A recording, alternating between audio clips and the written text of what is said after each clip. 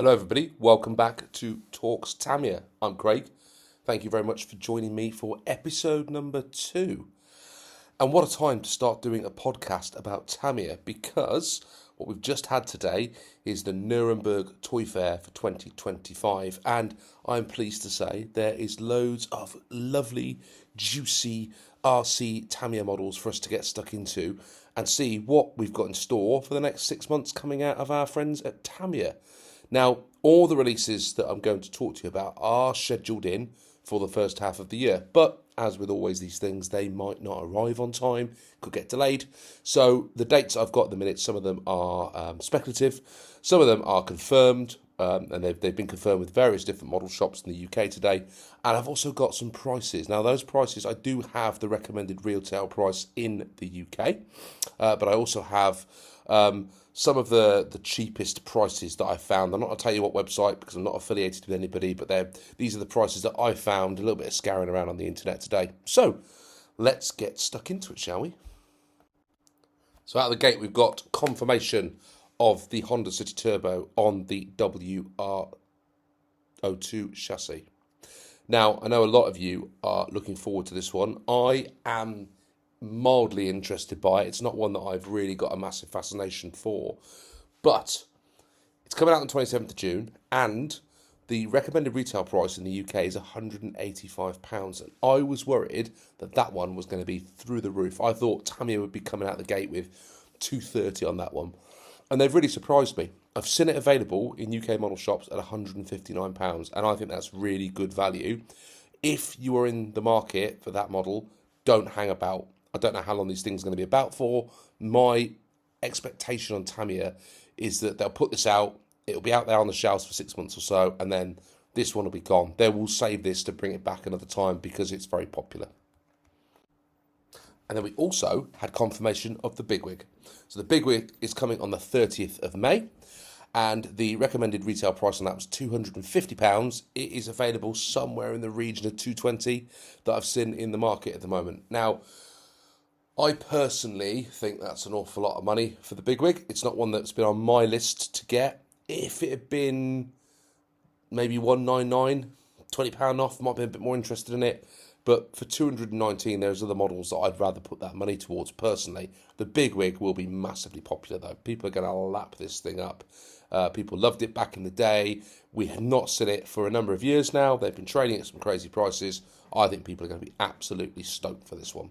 But again, I would say if you want it and it's been on your list for a while, don't miss out on this opportunity. Who knows when it'll be back? So go and get it. So here we go. The new things that we didn't know about going into this toy fair. Tamiya have decided to bring back a TRF, a new TRF chassis. TRF 104 chassis, which is a super nice Formula 1 chassis. Now, we've seen these from Tamiya before.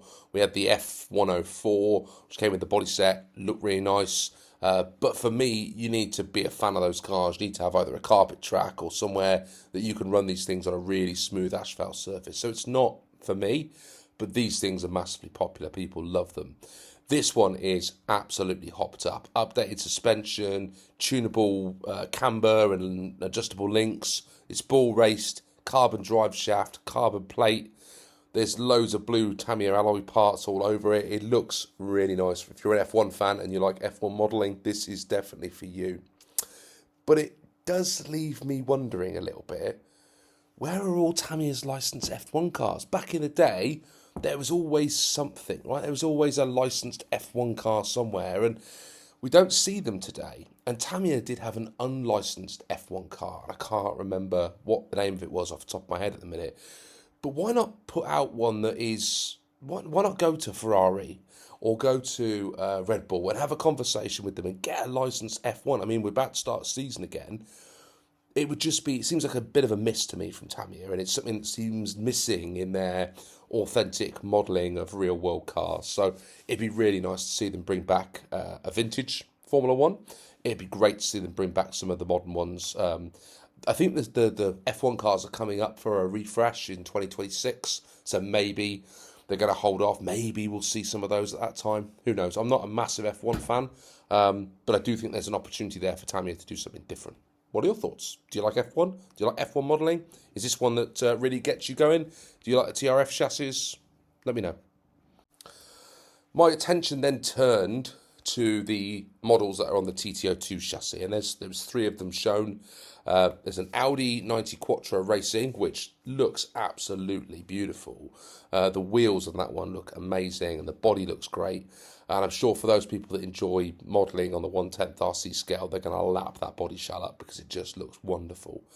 There was a Porsche 911 GT3R, and there was an R8 LMS 2008. The Quattro is out on the 28th of Feb. The R8 is out on the 25th of April, and the Porsche 911 is TBA. Not confirmed the date of that yet. They're all retailing somewhere in the region of £135 with an RRP of 150 in the UK. So it looks to me like Tamiya are continuing to explore and milk the TT02, which is great. But I am a bit disappointed that there wasn't a new chassis there for the four-wheel drive 1/10 road cars or rally cars. As much as I love the TT02 because it's reasonably priced and it allows Tamiya to put out reasonably priced models, I would like to see that chassis evolved at some point. But hey, for now, we can continue to enjoy these wonderful body sets on very reasonable priced chassis to pick up. So that's not too bad. Just realised that I forgot to tell you what the price point was on that TRF 104 chassis, and the reason is because my cat tried to gate crash my podcast.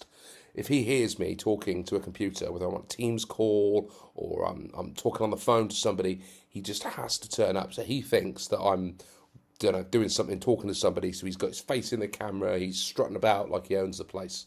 I've now got rid of him, thankfully. So the TRF 104 chassis, that is an RRP of £365, which you'd expect from one of Tamiya's sort of flagship chassis with the TRF name on it.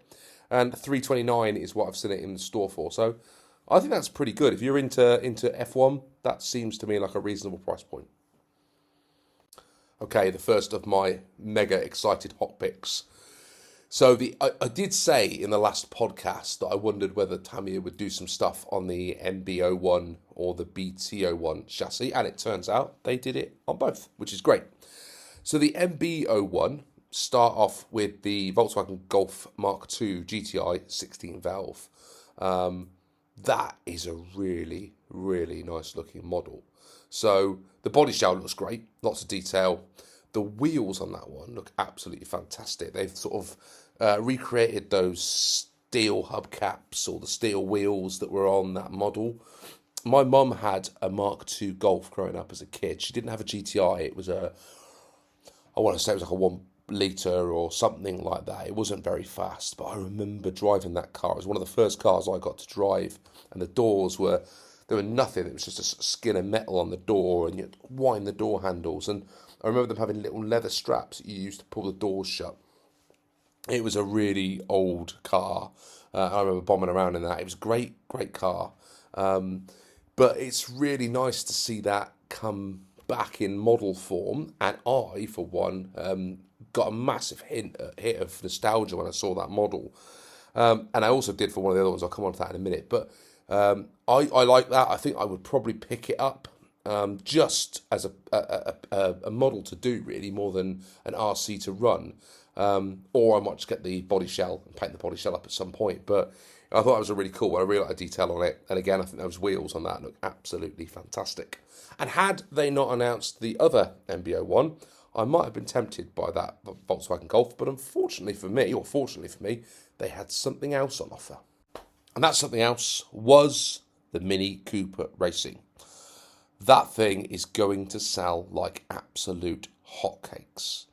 I think they'll sell even more of it if they release the body set, which when I was looking through all the various different sites that I could find today, I saw no mention of a body shell for that. And if Tamiya don't do a body shell, they will have missed a trick there, in my opinion.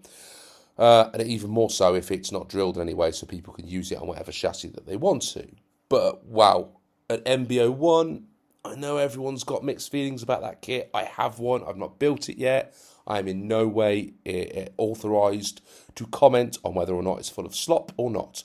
I will find out. But I do think it's great that Tamiya is supporting these new chassis. And more importantly, for those of us who like collecting lots of models, the MB01 seems to be reasonably priced. So the Golf is in for 155 RRP with 139 at store. And the Mini Cooper, which surprised me, has come in at 145 RRP, and I have picked one up for £125, which I think is an absolute bargain. So what am I going to do with my Mini Cooper racing? Well, I am going to set it up, I'm assuming it'll be a front wheel drive, set it up as front wheel drive, and I am going to stick some rally blocks on it, and I am going to jump the ride height up a little bit with some shocks, and I'm going to take it rallying. And I know that's not what it's meant to be done, but I like rallying my cars. I like finding cars that probably shouldn't be rallied and sticking some rally blocks on them and just having a go and seeing how they get on. I tend to rally on, I've got a tarmac drive at the front that gets all sort of covered in moss, and it creates quite a nice little slick surface for rally cars to be bombing about on. And then I do take it up and we race it up on the dirt on the Orchard Raceway. If the grass gets down nice and low during the summer on the lawn, I can poot around the lawn with it as well and do little rally stages around the lawn. They're good fun, but you need to have a little bit of extra ride height. So some of the chassis sit too low and you need to have the ability to jack them up. Now, I'm not sure how it's going to go with the MB01, we'll find out, but I'm intrigued enough to give it a go and see what happens. I would have loved if they'd have done that Monte Carlo body set first and put that on it, but I think that would have been not as good as Salah, I think. I think people, they think Mini, they think Cooper. My original Mini that I had a Mini as a kid, my first car was a Mini. It was a 1 litre Mini Advantage, which was a tennis-themed one. It had like tennis nets down the side and tennis balls. But I was not impressed that I didn't have a Cooper, so I got the vinyl bonnet stripes and put those on, and I spent hours tinkering with that car, doing all sorts of stuff, changing the air filters, and yeah, it was a simpler time back then. But unfortunately, that car did not make it much longer than a couple of years as a learner learning to drive, and being a boy, I didn't take great care of it, unfortunately. But now I can have an RC car that I can take better care of and trash on the Orchard Raceway. Isn't that great? So on that stand where they had the Mini Cooper, they also had a little note next to it saying that there are more BMW and Mini products planned, to stay tuned. And then beneath it, they had a couple of other BMW models from yesteryear that were, I think, probably on the TA01 and TA02 chassis. So what I want to know is, do you guys have any thoughts about what sort of BMW stroke Mini products you'd like to see come? And I was thinking, you've got obviously the Mini Monte Carlo Rally. That would be cool, right? A modern Mini, not for me. I know they were there before. People did them before. They probably sell quite well because people have got a Mini. It's nice to have a little version of it you can drive around. That's pretty cool. The BMW 318i, I think that would be pretty popular. They had the E30 on the stand as well. Those models people love. They remember them. But I did think to myself, wouldn't it be great if Tamiya put one of those BMW models, maybe the 318i, put that onto the TAO chassis? Yeah, give us that chassis back again with a vintage body shell, and let us have another round of the TA chassis, because they're very popular. And having driven the DF chassis now, I understand why people like them, because they just seem to be very balanced and very fun to drive. Who knows? Yeah, maybe I'm just wishful thinking here, but it would be nice if Tamiya were to happen to fall across this podcast and go, what a great idea, Craig. We'll release that on the TA02 chassis and put some more parts out into the market. Please, thank you, Tamiya. Right, getting into the business end now. We're nearly at the end of all of the new releases. The next one that caught my eye, and really caught my eye because I'm in the market for one of these chassis, is the Peugeot 306 Maxi on the BT01. And that one came up with a little rally badge on it at the front and a little spoiler on the back. And yeah, that looks good to me. I was looking at different body shells that I could put on a BT01. In fact, yesterday. And I found a BT01 online somewhere that was reasonably priced. And I thought to myself, hey, maybe get it, do some work on it, hop it up a little bit, turn it into a rally car. Who knows if it can rally, but let's find out. But I couldn't find a body shell that I liked. And the one that I kept going back to was the Peugeot 306. But Unfortunately, it was out of stock, so the idea just fell away, and maybe for another day. Now, Tamiya have made that dream come true, because I could buy now a BT01 with a Peugeot 306 rally body on it, and it will look great, and I'll be able to rally it. But it would have been really nice if they'd have used the rally decals that go onto that. But I'm sure we could pick them up if I wanted to. But actually, I didn't mind it in the blue, or if I'm honest. And I think the body shell looks pretty cool. So that is one that's definitely on my list. And it was really nice to see Tamiya go back and revive some of those retro 90s body shells. Do you think we'll see some more of those? I, for one, would love to see some more of the 90s body shells that came out during that period, because I love those cars. They remind me of my childhood. I think they'll be a big nostalgic hit for people and would be very popular. So here we go. We're 3 for 3 with this next one. The DT04 was announced. Now, I did say, would we see a DT04? Would we see a TT03? It was a 50-50 shot, and we got one of them. So I'm really pleased that Tamiya are continuing to invest in entry-level buggies. And I say that loosely because this one's not quite as entry-level as I would have hoped. So it's called the Fighter Next Gen, and it is based on a new DT04 platform. It does look very close to the DT03 at the rear end. It looks like it's the same gearbox, but the front looks completely redesigned. It doesn't appear to have a polycarbonate shell. It looks like it's got plastic moulded parts that bolt onto the chassis to create the shape of the buggy. It's got a different front bulkhead arrangement. Not quite sure I understand. The shocks look like they've moved forward from, they were originally on the DT03 attached to the rear of the mount, and now they're on the front of the mount. The front wheels look very similar to the ones that are on the DT02 and DT03. The rear ones look the same. It does come with CVAs, which is nice. I know that was kind of like an added extra on the DT03, but this one does come with CVAs. It looks like you can change the wheelbase on it, so you can extend it and have a long wheelbase, or you can have a short wheelbase, which I think is really interesting, especially if it's all modular. So you just decide, do I want this to be a long wheelbase or a short wheelbase? And you can adjust it for the track. I think that's really cool. It's got a nice comical Tamiya driver figure, which is kind of fun. I like that.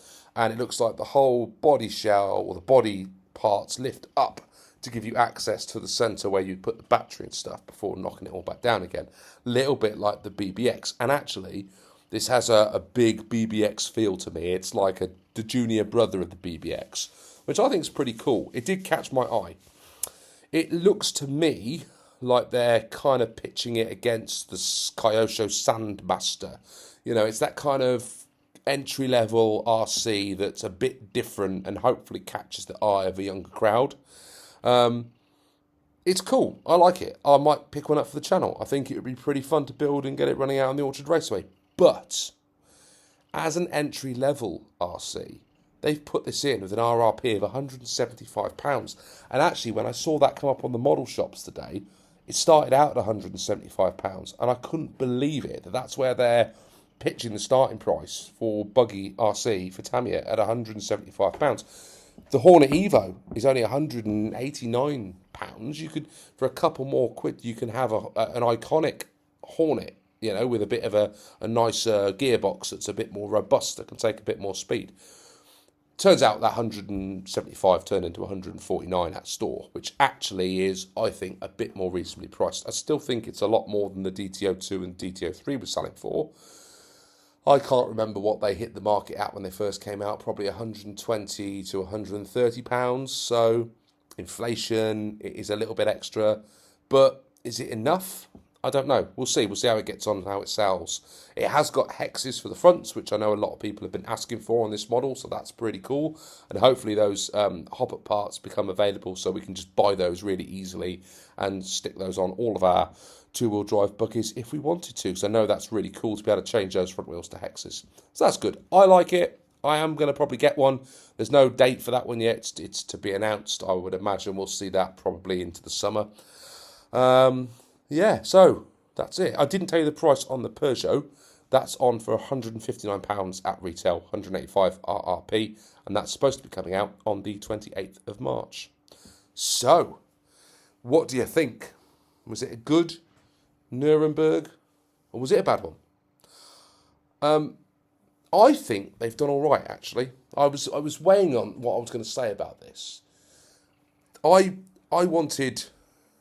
Well, let's go through what they've done. They've given us a new TRF chassis. They've given us new bodies on the TTO2, which I think it was a given. Everyone knows that Tamiya do new bodies on TTO2s. They've also given us the Mini on the MB01 plus a Mark II Golf. They've given us a new body shell on the BTO1. They've given us a DTO4. They've also re-released the Bigwig and the Honda City Turbo. And they've recently released the Super Astute, and they've done the Hornet Evo. It seems to me, actually, that Tamiya's doing all right. And that actually isn't that bad a start for 2025 for Tamiya.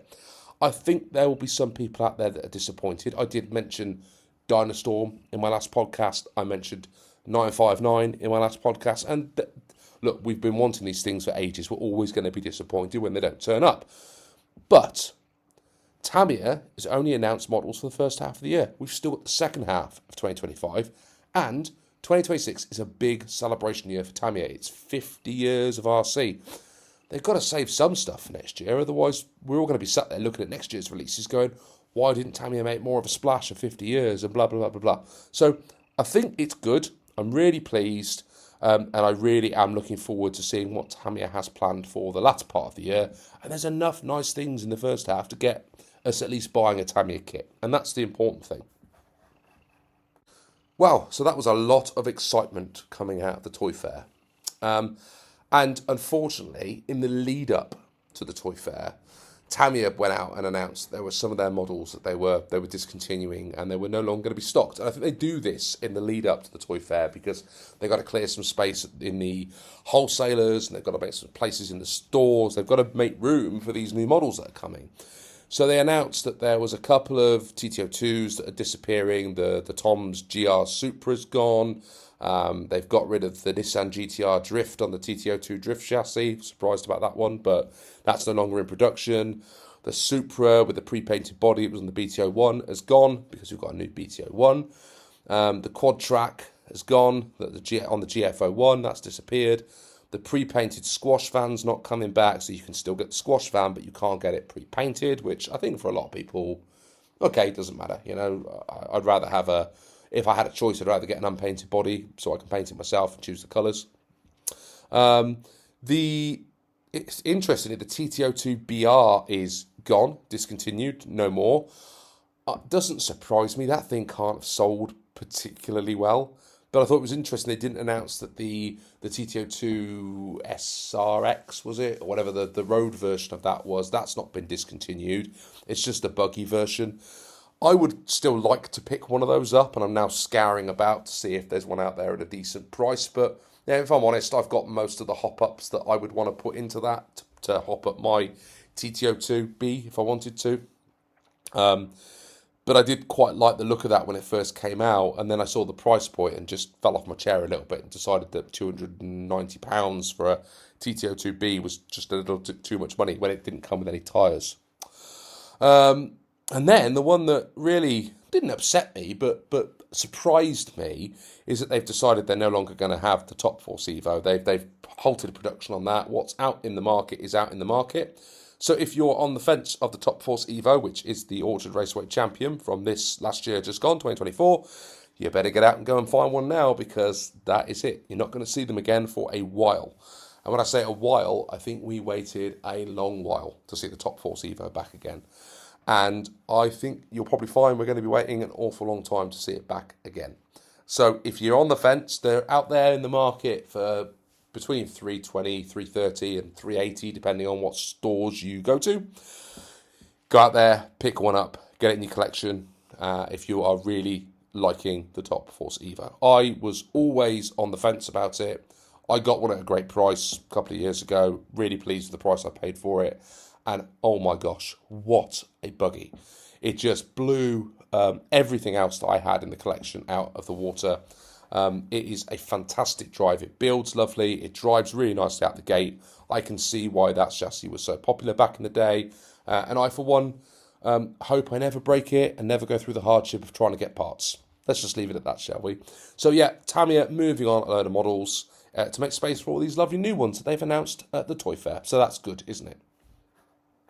So, getting towards the end of this podcast, I want to try and keep them to 30 minutes if I can, because trying to talk for longer than 30 minutes when you're doing it on your own is a long time to keep the energy levels up and keep talking to people. But I'm doing my best. I'm really trying, honestly. What I thought I would do is just do a little wrap up, really, of what I'm working on at the moment on the channel. So, as you guys know, I do have a YouTube channel as well as doing the podcast. And on there, I just try and document my RC hobby, really. What am I getting up to? What am I working on? Do some repairs, do some model reworks, restore some old buggies. And then during the summer, I get out on the back garden track, the Orchard Raceway, and I do a time trial section where I put different buggies against each other, and then ultimately we crown a winner every year. And last year, as I mentioned earlier, it was the Top Force Evo. I have been working over the last couple of weeks on a Terra Scorcher. Now, I've got a Thunder Dragon in the fleet, and the Thunder Dragon won the Orchard Raceway in 2023, and I really enjoyed driving it. It's a really nice buggy. For its age, it handles reasonably well. It does tend to roll a little bit into the corners. You have to be very careful, when you apply the throttle. But once you get the hang of how it drives, you can drive it quite quickly. And I really liked it. But I bought the Terra Scorcher before I bought the Thunder Dragon. And if I remember, I got the Thunder Dragon off Andy Robinson, who was selling it because he just didn't need the kit. He used the body on something else and didn't need the kit. So I took the kit off him. And I had that might not even have been the Thunder Dragon, there might have been something else, but I bought the chassis, and then I had the body shell that I wanted to do like an X-Wing, and that's what I did with mine. It's got like a little X-Wing pilot inside it, and an R2-D2 unit on the back, and I just had a bit of fun with it, really. But it's a great car, and it put me off building the Terra Scorcher, because I built that and I had so much fun with it. I didn't want to build the Terra Scorcher. And then I bought some VQS high caps, and I really enjoyed doing the high caps on the Top Force Evo. And I thought, hey, I'm going to build that Terra Scorcher and enjoy building another set of beautiful high caps. So that's what I did. And I've done the body shell, and it's probably, and I'm not blowing my own trumpet too much here, it's probably the best body shell that I've done.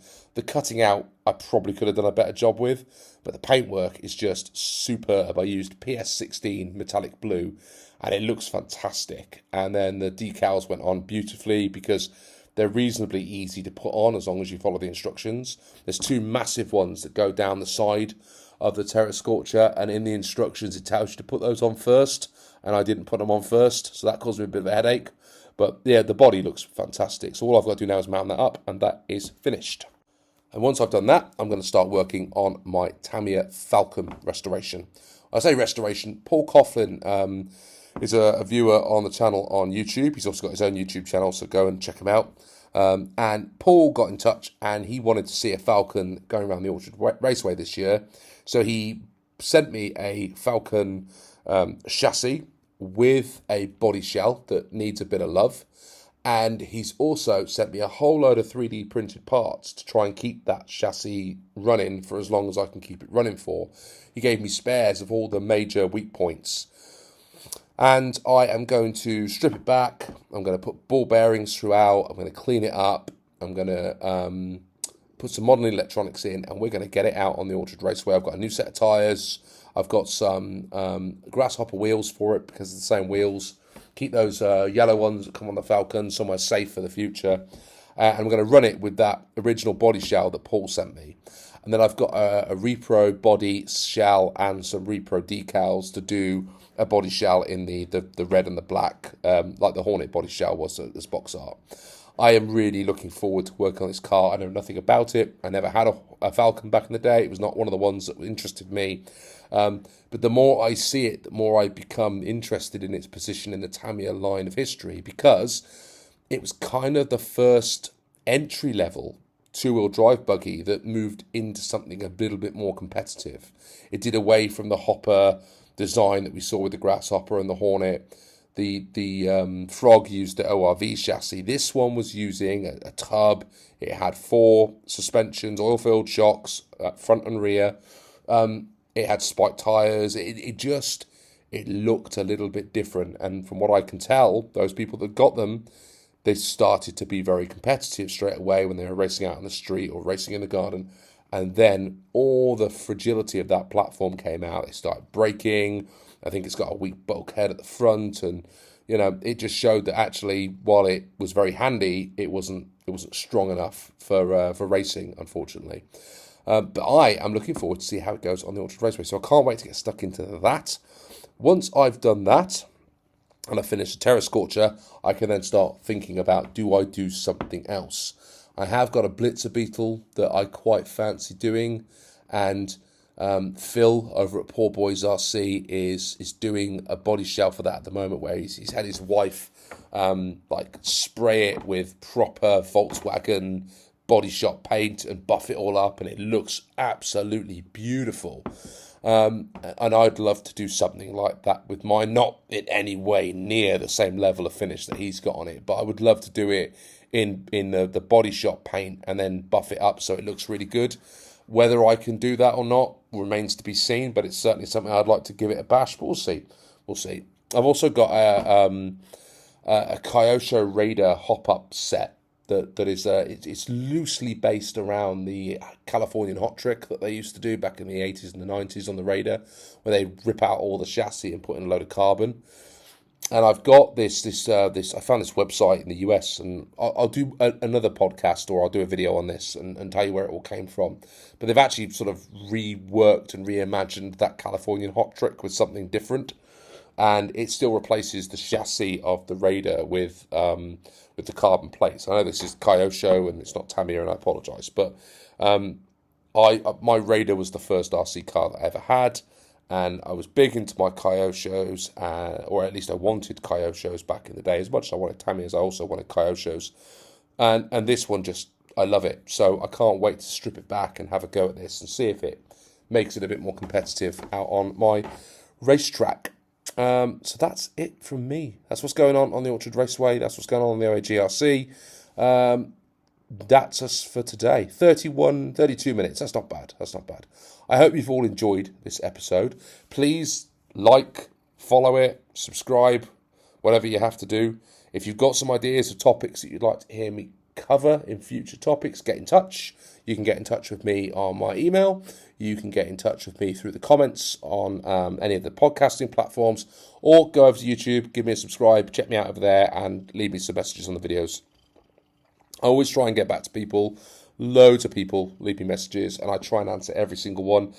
My social media platforms are not so busy that I don't have the excuse to hide behind that I'm too busy to answer everybody, so I do still answer everybody. I hope one day that I'm so busy that I can't get to everybody. That'd be a really nice thing, but I doubt it'll ever get to that. But if you've got anything to say, drop them in the comments. I'll give people a shout out. For everybody that listened on the first episode, thank you very much. For all of those of you who listened today, thank you again, and I hope to see you all soon on Talks Tamiya. For now, I'm Craig. Thanks for listening. See you all soon. Bye for now.